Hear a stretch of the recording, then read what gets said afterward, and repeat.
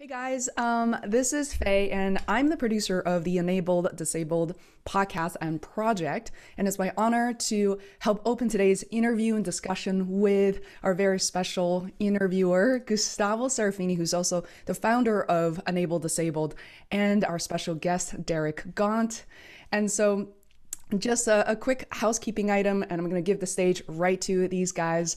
So this free interview and discussion is brought to you by Enabled Disabled, and I want to tell you a bit more about our podcast and project, which is created for people with a disability, as well as their families, friends, clinicians, and therapists. This platform helps dive into how our guests have experienced disability, what has it taught them about themselves, their lives, about others, what tools or experiences has helped them to better navigate and adapt to the world, and what do they wish other people would know about them? What are they working on right now, and how would they like to improve the world? So you can learn more about our project and podcast at enableddisabled.com. There's also a special section there where you can actually share your own story on our blog. So please check it out and help us spread the word. So about today's discussion, what will you learn and experience? You will learn how to negotiate with caregivers, healthcare professionals, doctors, how to use tactical empathy to talk to your boss, for instance, how to use basic and more advanced negotiation tactics to live a better life. And let me briefly introduce our presenters here on the screen with me. So Derek Gaunt is the former leader and commander of hostage negotiations teams in Washington, D.C. for 20 years. He's also the author of Ego, Authority, and Failure. Derek is a lecturer, coach, author, and the trainer with 29 years of law enforcement experience. Next is our interviewer, Gustavo Serafini, who is the founder of the Enabled Disabled Project. Born with proximal femoral focal deficiency, PFFD, disability has taught Gustavo many life lessons and allowed him to meet with incredible friends and mentors along the way. Lastly is our co-producer, Adam Leffert, freelance web and .NET developer who has been instrumental since the very beginning in helping us strategize the podcast with growth strategies, social media. Today, Adam will help us from an operational perspective, review questions as you send through the chat.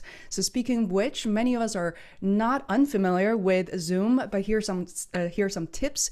If you'd like to engage with us today, you can send questions through the chat window, and if time permits, we might open up live Q&A where you can ask your questions live. And we encourage you to turn on video during the session because we would like to meet you, but for audio, please make sure that you are muted while sitting and listening, and unmute yourself when we open for a Q&A. So with that said, I'm going to turn the stage to Gustavo, host of the show today. Great. Thank you all so much for being here. Derek, thank you for being here. I know some of you have gotten up super early and it's just terrific to see everybody. Let's get started. So before we open up for the first question, Derek, there's a point about empathy that I think is important to emphasize that not a lot of people teach, which you guys do teach. And it's really struck home with me, and I'd like you to talk a little bit more about it. So empathy is a skill. It's a trained skill that you use, but you don't have to have common ground with the other person in order to use it. And you don't even necessarily have to like the other person in order to show empathy. Can you talk a little bit more about that and why that is? Well, tactical empathy, for the definition, let's get that out of the way first. That's your deliberate attempt at recognizing the perspective of another person, and then more importantly, articulating that recognition. Because when it's all said and done, all of us have an innate desire or drive to have someone else understand our perspective and our view of the world. You don't understand their worldview, you don't understand them. You don't understand them, you're not going to be able to influence them. And where the concept of not pursuing common ground or not liking the other side, that's born directly out of hostage negotiations. Because, I mean, you can probably imagine, I didn't have any common ground with the people that I negotiated with inside the crisis site. I certainly didn't like them very much. And I certainly didn't agree with their action, but none of that is necessary. I just have to demonstrate for them that I understand what the lay of the land looks like from their perspective. And, you know, in the States, at least, as hostage negotiators, we've gotten to be pretty good at it. Our success rate of employing tactical empathy to influence surrender is somewhere around 93%. And so this is not something that's theoretical.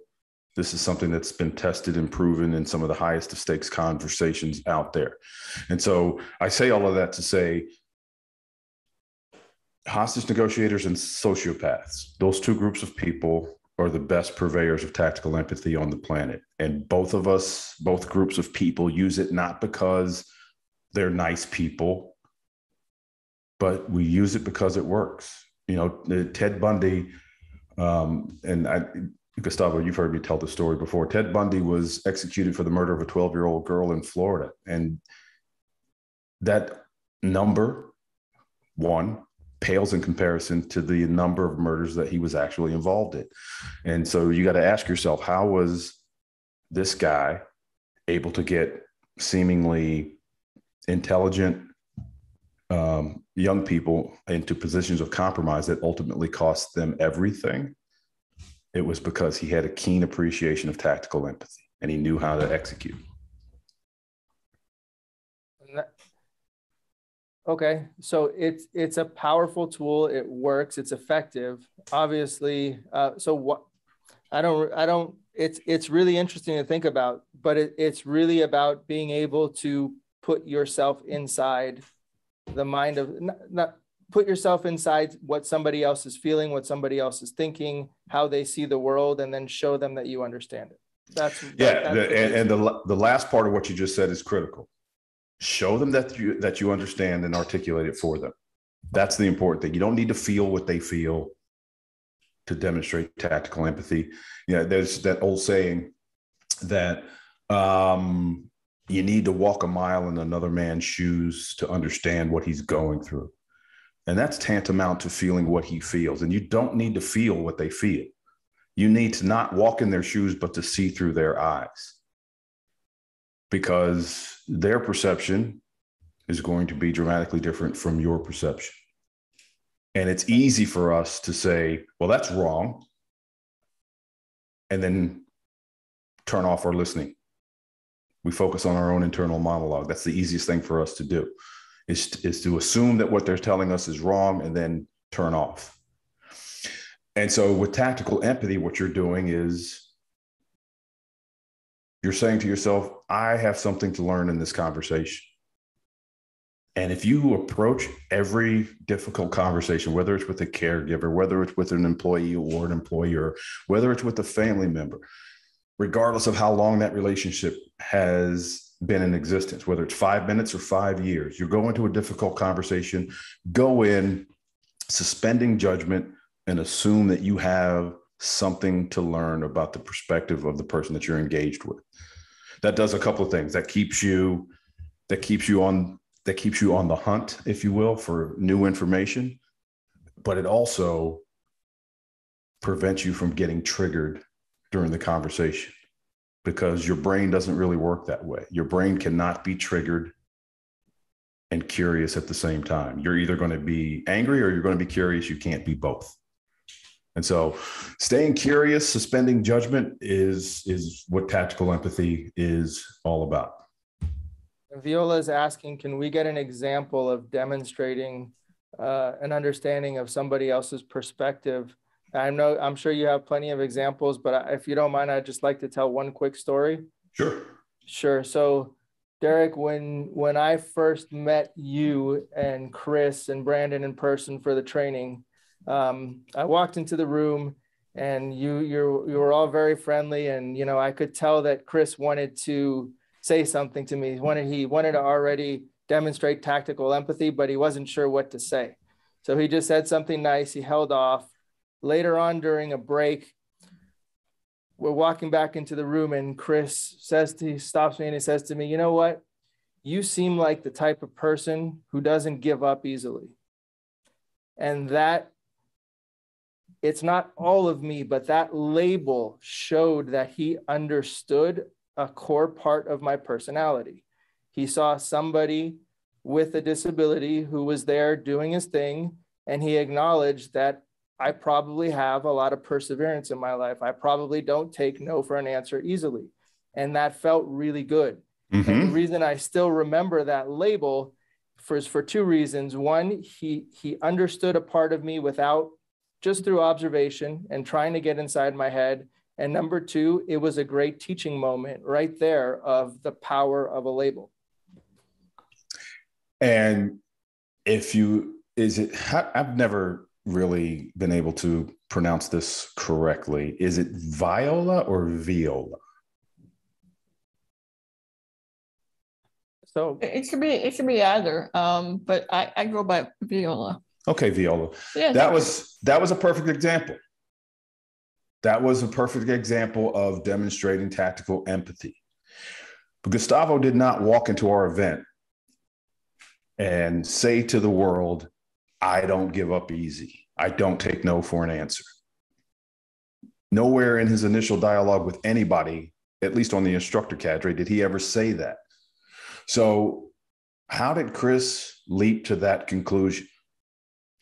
He made a situationally insightful, intelligent guess based on the data that Gustavo was giving off just by being present in the room.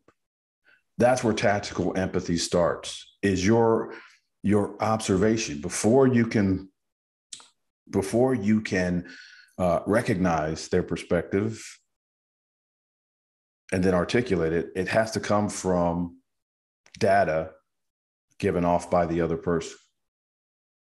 So what you heard Chris do for him there was just a simple label. He just labeled the dynamics as he saw it. He's saying to Gustavo, this is the data that I'm picking up from you.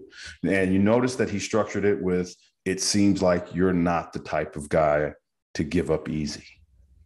He said, it seems like. He didn't say this is a fact. He said, it seems like. Translation, this is what I'm picking up from you.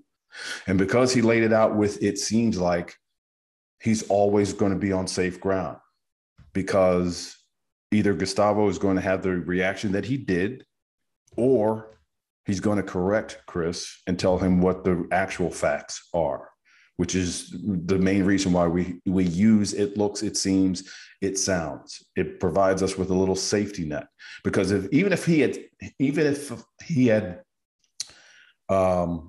crossed the line with Gustavo based on that label, he never said that Gustavo was a person who didn't give up. He said he seemed like. So that gives him wiggle room to be corrected by Gustavo if Chris's label was wrong. And you guys should know that one of the laws of negotiation gravity is the desire to correct is irresistible. Because the desire to correct is irresistible, even if you get your label wrong, you're going to get more information, because people can't wait to tell you how you got it wrong. They can't wait to tell you how stupid you are. They can't wait to tell you how you're way off the mark. So even if Chris had gotten it wrong, that desire to correct would have led Gustavo to correct him and provide more information. But the beautiful part about that story is that it illustrates that listening and observing is the cheapest and most effective concession that you can make one person to another.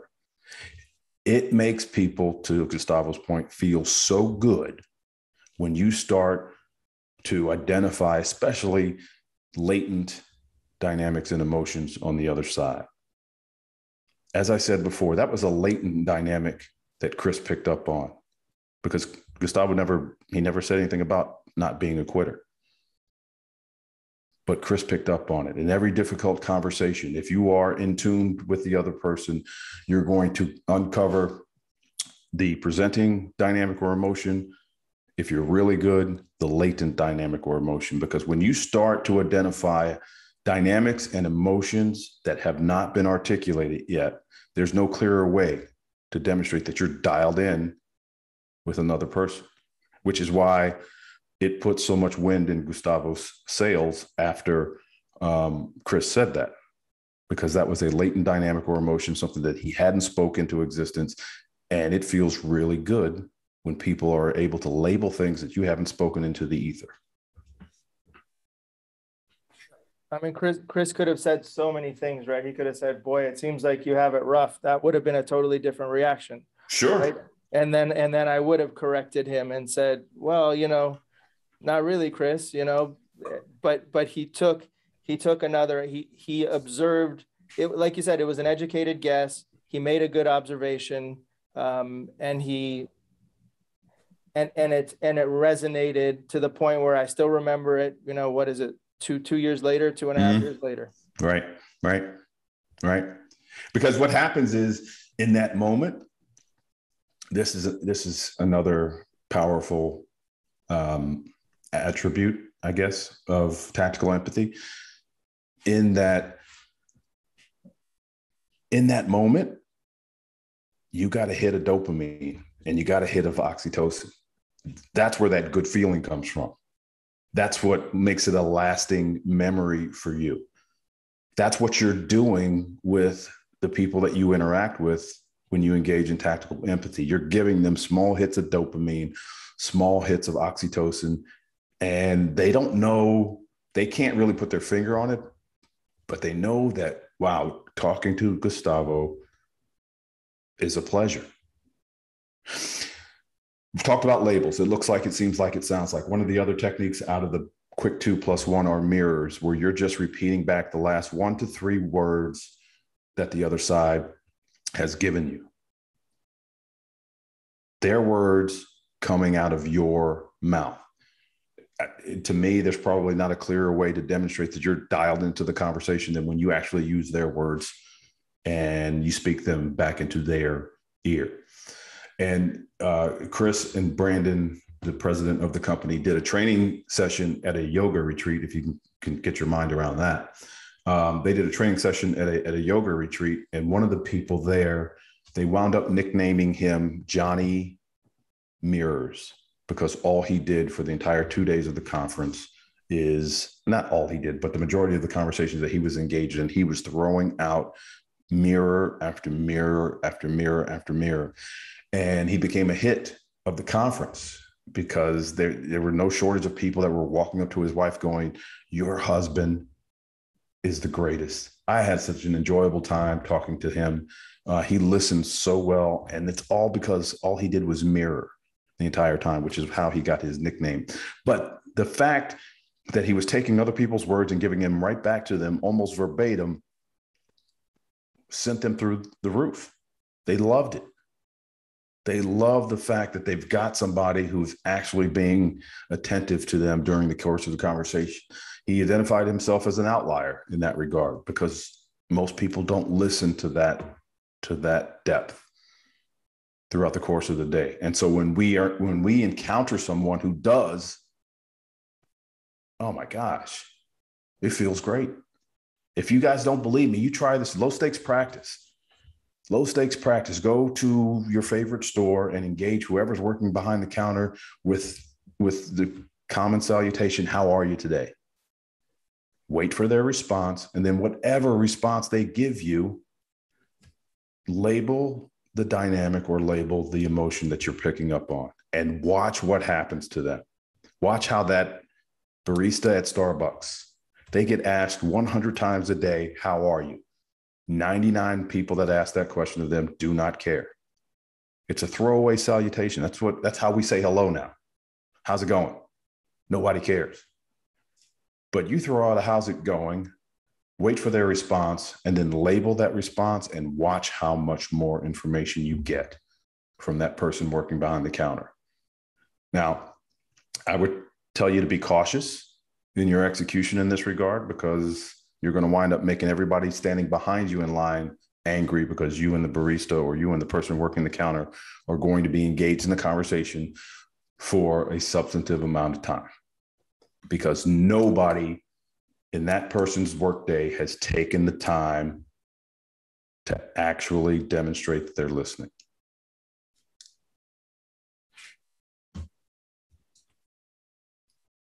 That's a great one. And please feel free to ask some more questions away at the chat. I wanted to ask you, Derek, real quick.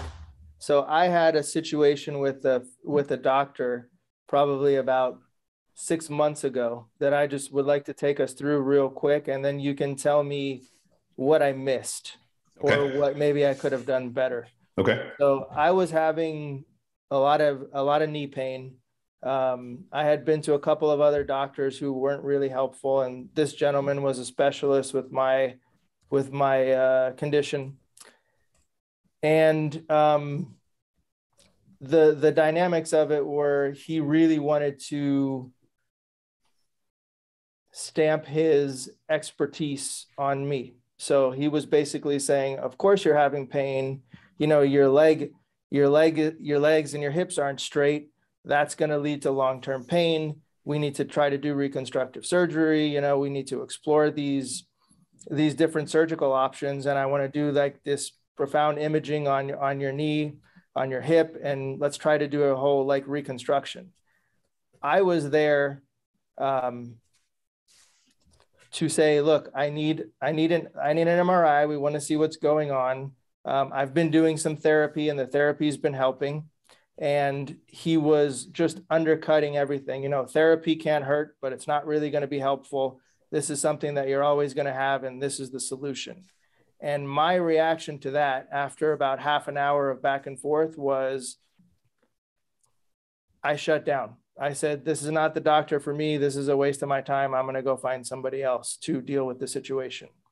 So when you are in a medical office like that, and you are not getting, like, the doctor never asked me, have you ever had this pain before? Is this something new? You're 44 years old. What's your history of pain?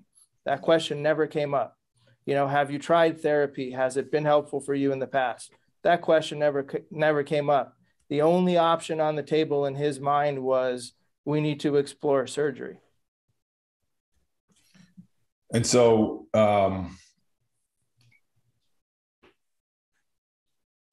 he's a specialist, right? Yep.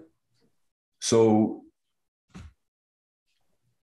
there are three types of negotiator personalities within the Black Swan method: assertive, analyst, and accommodator.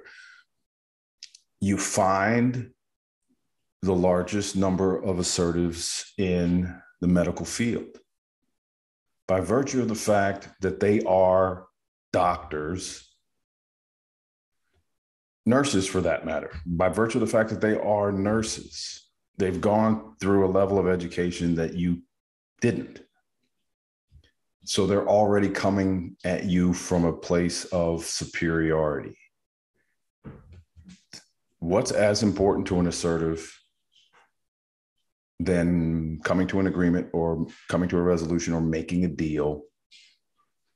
It's to be heard and be respected. And so what you missed in that interaction is catering to that personality type. Specifically, the questions that you didn't get asked, obviously that you were expecting to get asked,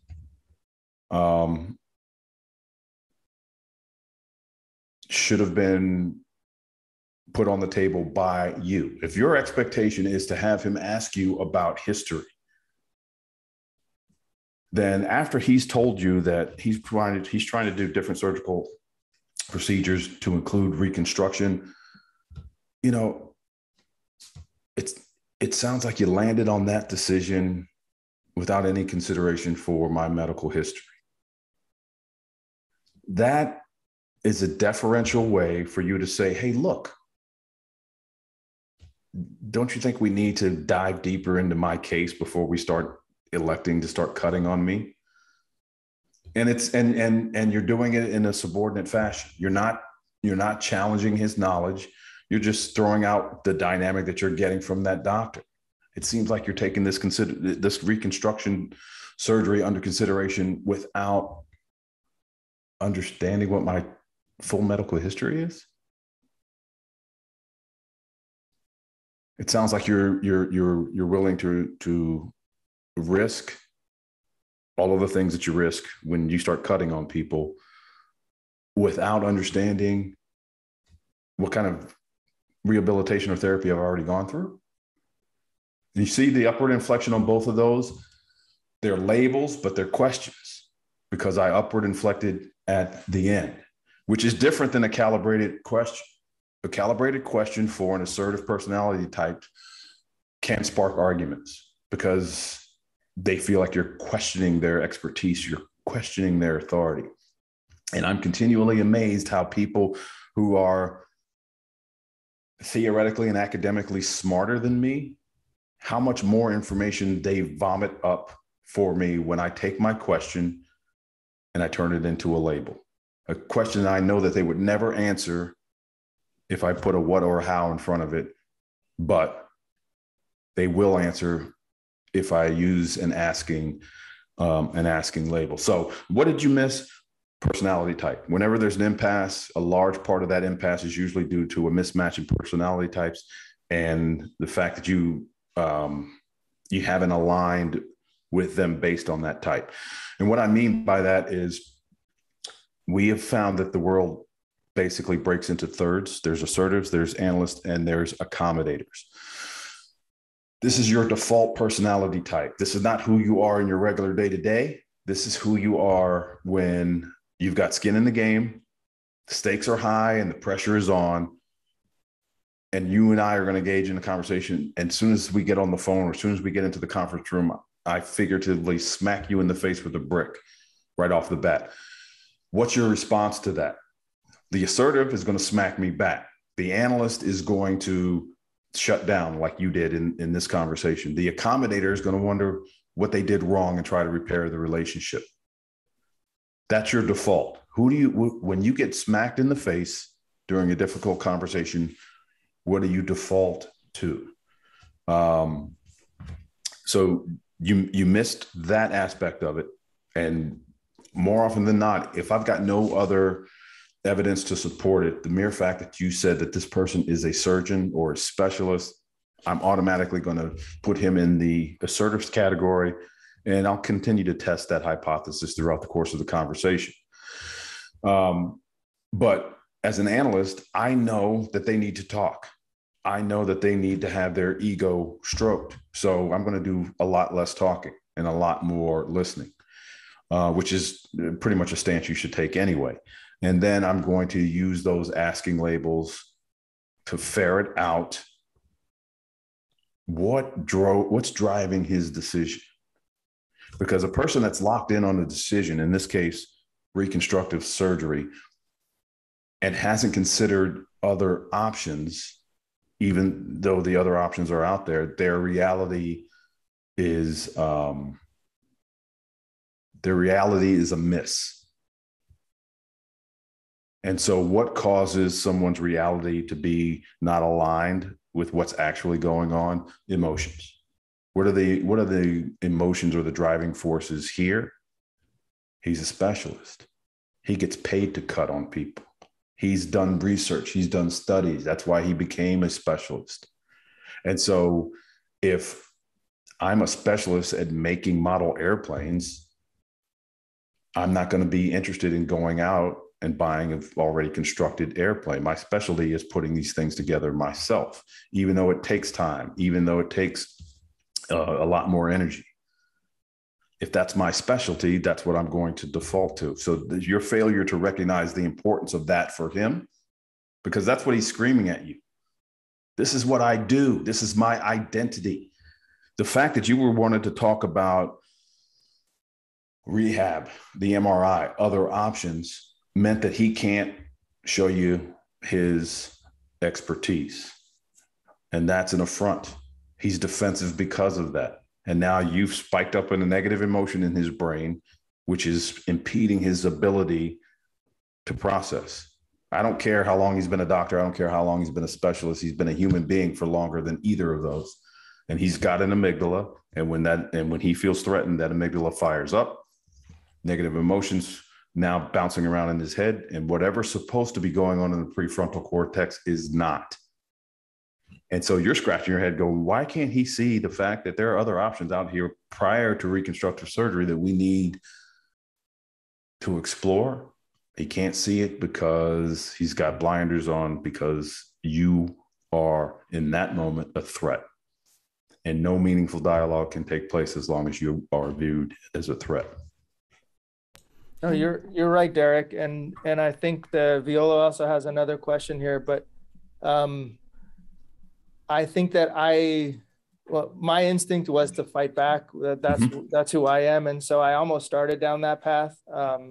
I actually technically did in the beginning of the conversation, and then I backed myself off, and we had a somewhat productive rest of the session. But to me, my thinking was, I don't want to have a relationship with a physician like this. I'm just going to go find another one. Right. So yeah. I kind of shut down part of the way through, because to me, I didn't need to be there. I didn't need to engage with them, and it didn't seem worth it to me. But the way you analyze the situation, if that doctor was important to me, and if I did want to continue the relationship, I should have done those things. I should have been more deferential, stroked his ego, made him feel like his expertise within the surgical domain was highly valued. Right. Because everybody, like I said at the beginning of this, everybody wants somebody else to understand their circumstances and their perspective. And surgeons are no different. Now, the sooner you guys can identify with them, the patient load that they carry, the pressure that they're under because of COVID documentation requirements, the complexity of healthcare issues that they're up against. And they're on the front lines all the time, and they don't know when they're going to contract what from whom. And so all of those pressures and stressors are on them, and they're expected to be perfect in bedside manner and in execution. That's a lot of pressure. And most patients don't recognize that for the healthcare workers that they interact with. Most patients say, hey, it's me. I don't care what went on with the patient before me. I don't care what's going to go on with the patient behind me. This is me. And I want your full undivided attention on me and my needs, which is antithetical to how we navigate how you should be navigating difficult conversations. It should not be about you. At least for the first 75, 80% of that conversation, it should be focused on what impact does my interaction with this person in this moment have on them. And the sooner you start to think in a manner where it's not all about you, it becomes easier to defer. It becomes easier to demonstrate tactical empathy. And probably the most powerful attribute of tactical empathy is it encourages reciprocity. And so if you had gone into that conversation and told that doctor, I know you are overwhelmed right now. I know you're seeing cases coming in left and right, and it's hard for you to come up for air. And you're going to think that I'm another uneducated, needy patient who's going to dictate what my care is going to be. And quite frankly, you find that to be a pain.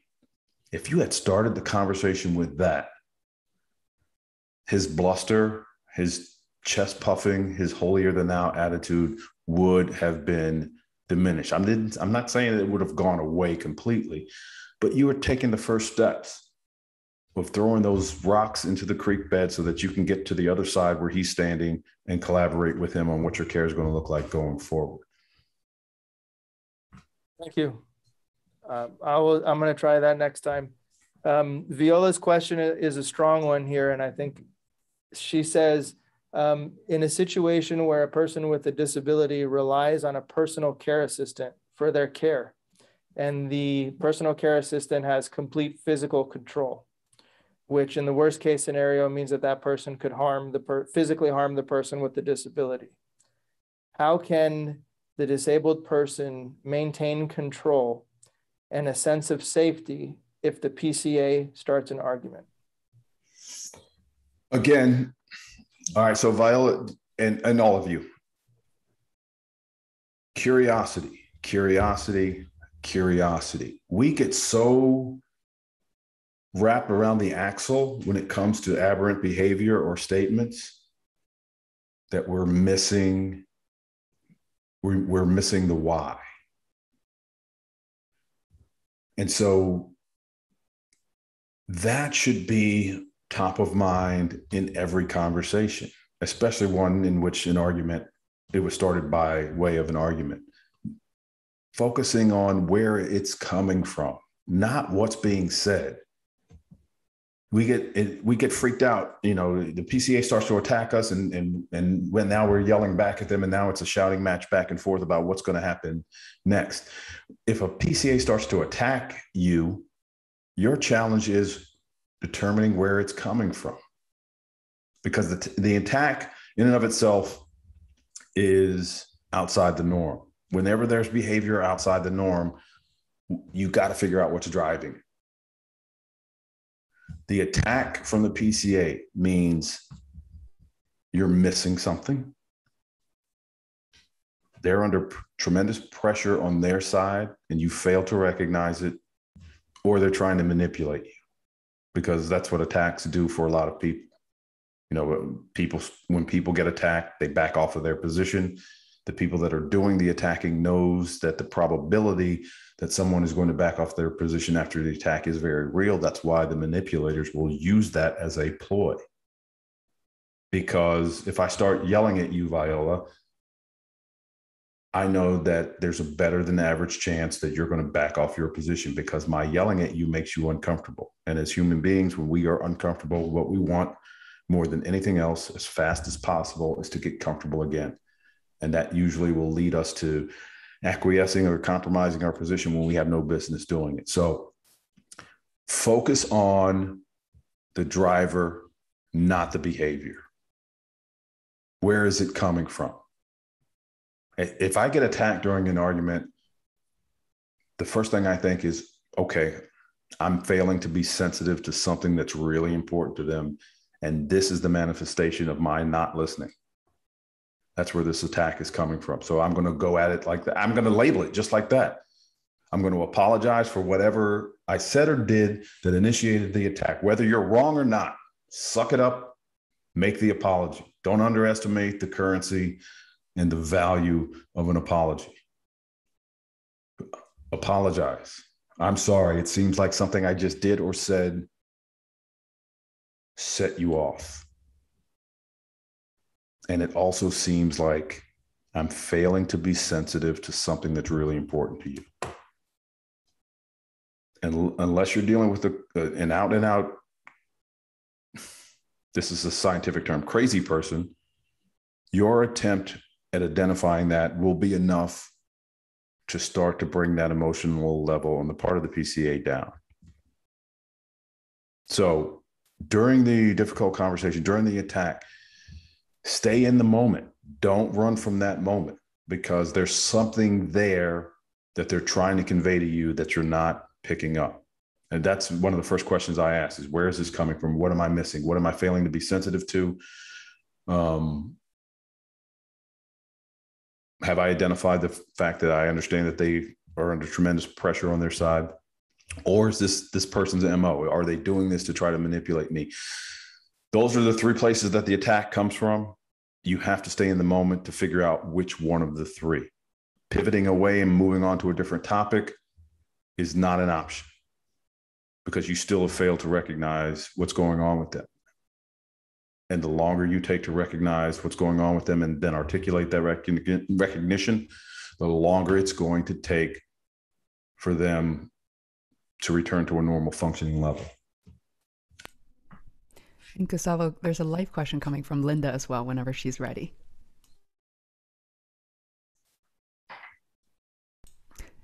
Linda, would you like to ask? Your microphone is muted. Please unmute yourself.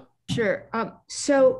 My experience is similar but different than Gustavo's. I was in a life-altering car accident.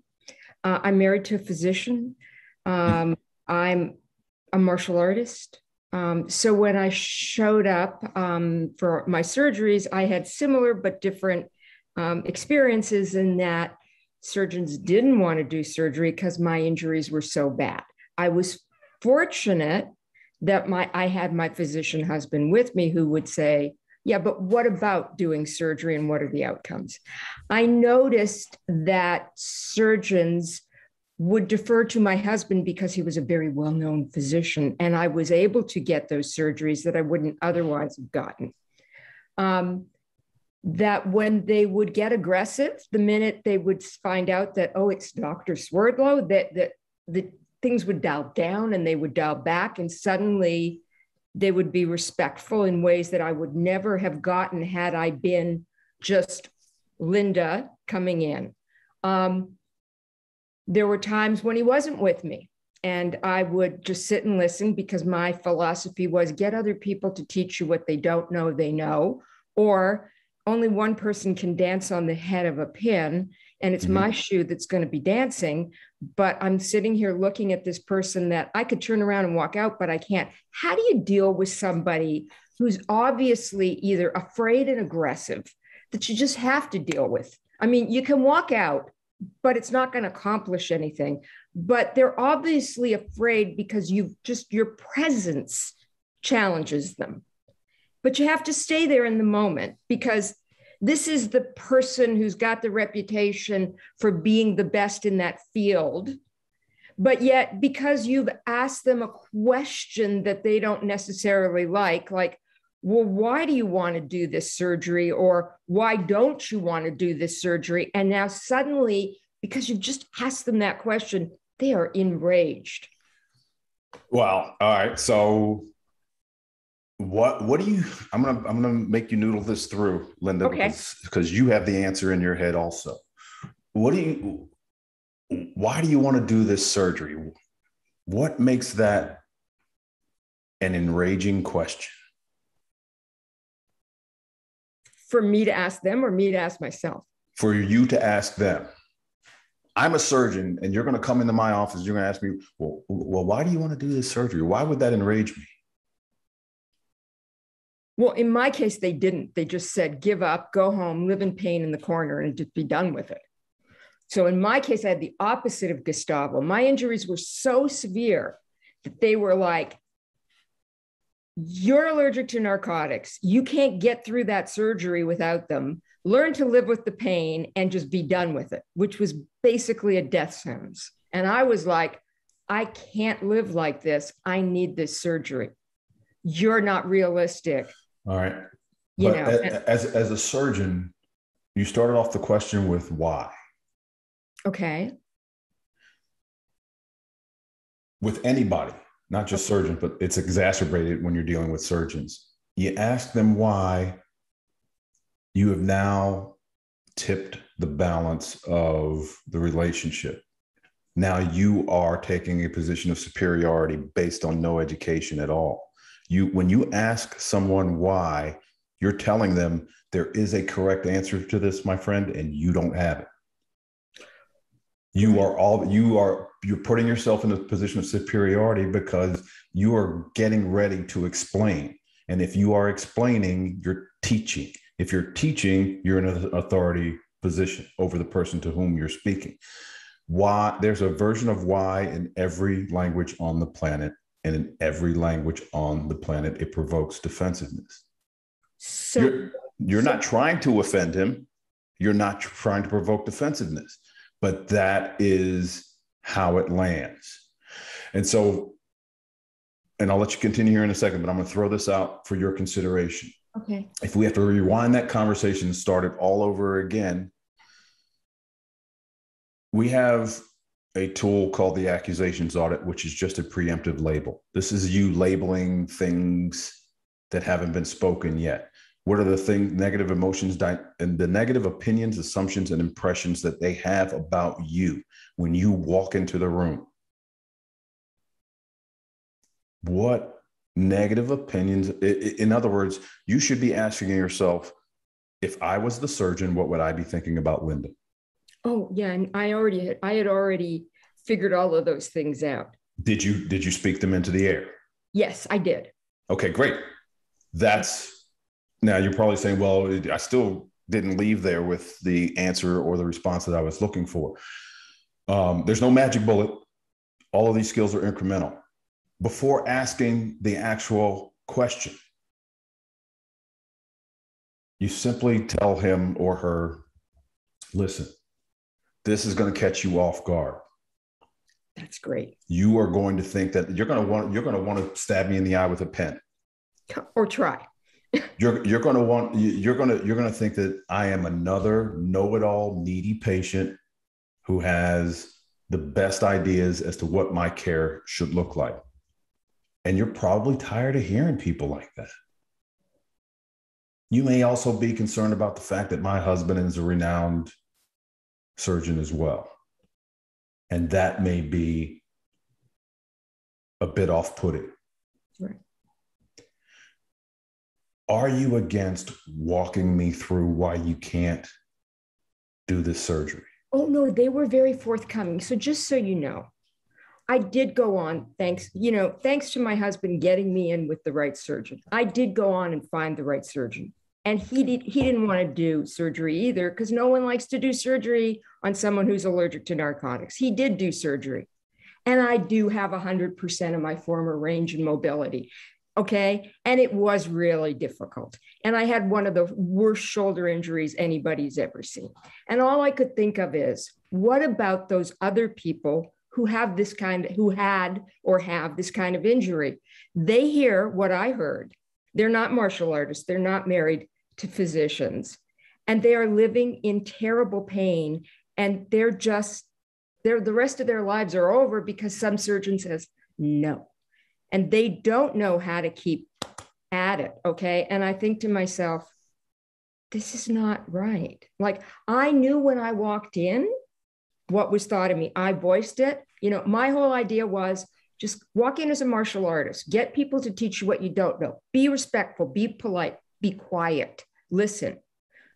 And if I could have walked out and just said, okay, thank you, that's really good, I'll see somebody else, I would have. And I was trying the best I could.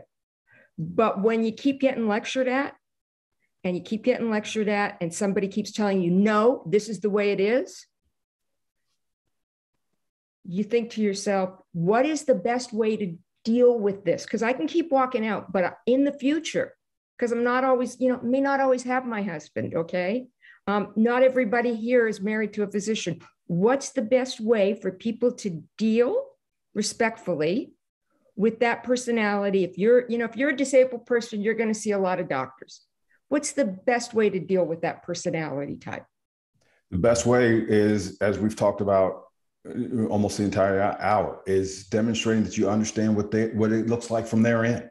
Okay. They don't think you understand. Linda, how could you possibly understand? You didn't go through, 15 years of schooling. You haven't done, 150 surgeries like this. You have no idea. You don't know. Okay, to your point, as a martial artist, teach me. Now, the no that you're getting, the pushback that you're getting from the physician or the surgeon, again, not the behavior, what's driving it?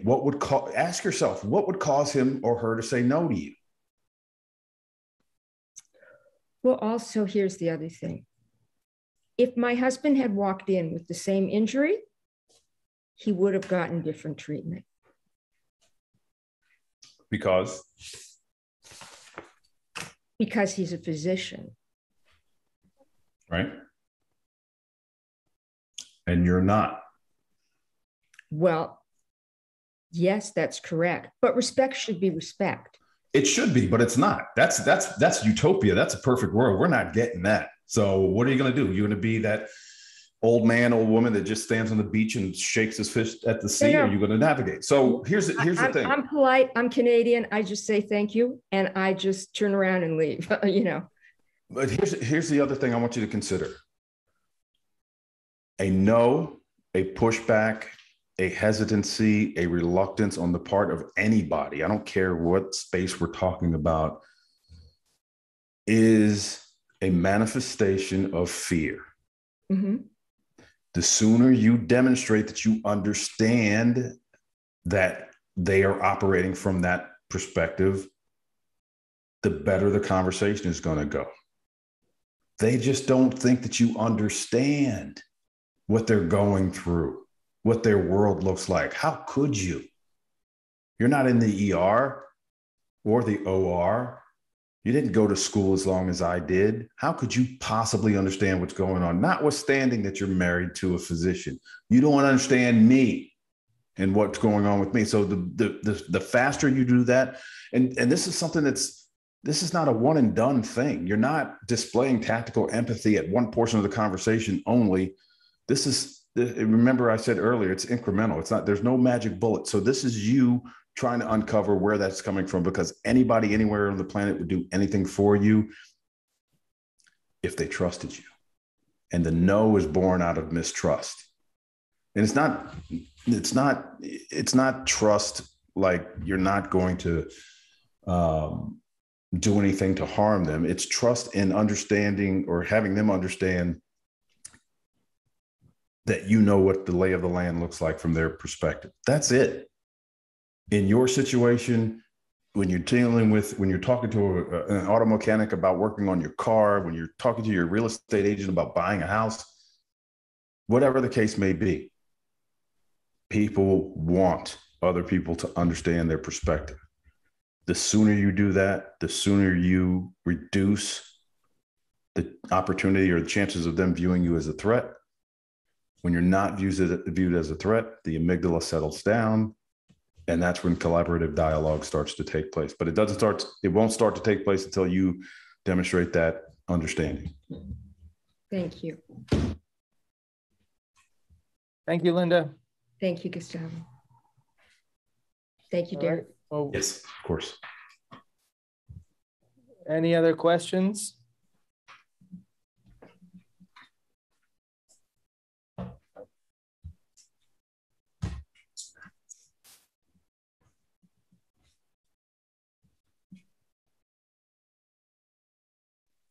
No, I just wanted to say thank you to Linda, because your example is really perfect. We have a situation with our son who has a visual impairment that is not really well understood. And we were lucky enough to travel to a place where it was understood over the summer and gather evaluations and data. And now we're in a position where we're back in our state of Arizona, and we're trying to communicate to, to the school and to the people in the state that are responsible for helping us with his care. And in this case, we kind of are the experts, and it's really, really, really tough. And these tools that you're putting in our hands and discussing with us are so useful. I've picked up on so many things already. Just to, we have one person in particular that is, all she wants to do is tell me about how she has 30 years of experience. But this is new stuff that we just learned, that they're still learning in Massachusetts about, his vision. And so we're constantly trying, I had been trying to think of my strategies. I've tried many different ones with this lady, and fallen flat on my face each time. So I think I've got a new plan here. Well, good, Kim. I'm glad to hear it, because here's the thing. I think you've gotten to a place where you understand the difference between listening and waiting to talk. Which one do most of us do? Do we listen or do we wait to talk? Most of us operate at level 1 and 2 of listening. That's intermittent listening, where we're listening long enough to get the gist of the other side, and then we refocus on our own internal monologue. And we intentionally take 50% of our brain offline and out of the conversation, because that's that little voice inside of us is vying for a chance at the podium. Or rebuttal listening, where we're listening long enough till they say something we know we have an answer for, we know we can argue with, and now we're just waiting for them to shut up so we can jump into the conversation and tell them how brilliant we are. So true. And that's not, we do it because that's what we've been trained to do. We do it because it's easy. Listening at the level that I'm talking about, that I was talking about with Linda and Viola, that takes work. That takes effort. You'll find yourself, even after a 5-minute conversation, where you're using these skills, you're going to be wiped out, because you have to focus in to understand what their life's narrative is, what symbolism they're giving their statements, what the road looks like for them. It's hard to do, which is why most of the population can't operate at that level 24 hours a day, 7 days a week. Knowing that, you guys have to understand the importance of being able to dial it up when it's necessary. Dial it up when it's necessary. And in your case, you know, you've been dealing with this one particular person with 30 years of experience over and over again. He or she has already given you a treasure trove of information about what's important to them. And I bet you in all of your conversations, you haven't articulated those back to them. And the minute that you do, she'll stop throwing that 30 years of experience in your face, because again, the reciprocity of tactical empathy, you do it first. Now you've obligated them subconsciously. You've obligated them to give it back to you when you ultimately get to your ask. When you ultimately say, hey, I want this surgery, or hey, I don't want this surgery, or hey, here's the new stuff that we just learned about how to care for my child with this impairment. Mm-hmm. Now, because you did it first, you bring those negative emotions down, you re-engage the prefrontal cortex, and they're obligated. She gave it to me first. Now I have to give it back. So just keep that in mind the next time you deal with her or him, and watch the difference in how she interacts with you during that interaction and then going forward. Because remember, using the skills the way I've outlined them here on this call makes them feel good. Yeah. They're getting high, dopamine and oxytocin. They don't know why, but they just know all of a sudden, I like talking to Kim a little bit better. And so you're the outlier, Kim. They're not getting that anywhere else in their circle. So the next time that you call, the next time you send an email, they're responding quickly because they want another hit of that dopamine. They want another hit of that oxytocin. And you've created a collaborative ally going forward. Thank you.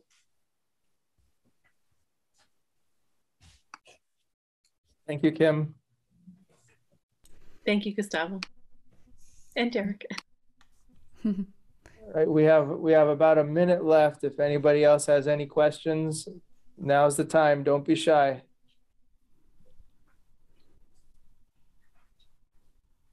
Is Black Swan training physicians? That's an excellent question from Marcelo. We have in the past. We haven't probably in 3 years. And, you know, you can just, one of those years is a wash. So you know why. But we haven't been in with a hospital group in about 3 years, but we have in the past. And, you know, based on talking to Gustavo, based on some of the limited research I've done, you know, they're still suffering. You know, I've anecdotally found that surgeons are some of the stories that I hear from OR and ER nurses about the conduct of surgeons is appalling, which means that there's still a need out there. You know, they've been doing care measurements now since the early 2000s. And, you know, based on the fact that I'm on this call, it's still a problem. So to answer your question, we have in the past, we're not doing it now, but we're going to revisit that issue here shortly. Gustavo has motivated me in that regard. So thank you, Derek. It's highly necessary. And I'm glad, I hope to see you guys, you know, get on that. It's really important. Yeah, I agree. Yeah. So, all right. Our time is up. Gustavo, do you want me to close it out? Please do, Faye. All right. So I want to thank everyone again so much for joining. A huge shout out to Derek and Gustavo. I was able to learn so much, and this session just has gone beyond my expectation, and everybody has stayed. Great questions. I've gotten great reviews, and please help us spread the word. Let us know how you like the session. You know, I would love to have Derek come back again, but just, you know, definitely give us your feedback and who else you would like to hear from. We would love to do this on a regular basis. It's just proven to be so helpful. Yeah, Faye, I was honored to be a part of it, and I consider you and Gustavo friends. So you guys have my direct line. You know how to get in contact with me if you want to set it up again. Q1 of 2022. Let's do it. Fantastic. Thank you so much. Yeah, I also loved Derek's bio, and also remember to check out his book. Please and do. So accusation audit is a link that I included. So we'll follow up with the recording of the session. I'll also provide a transcript as well for everyone who has participated in the session. Thanks again so much. We'll see you next time. Bye, guys. Bye.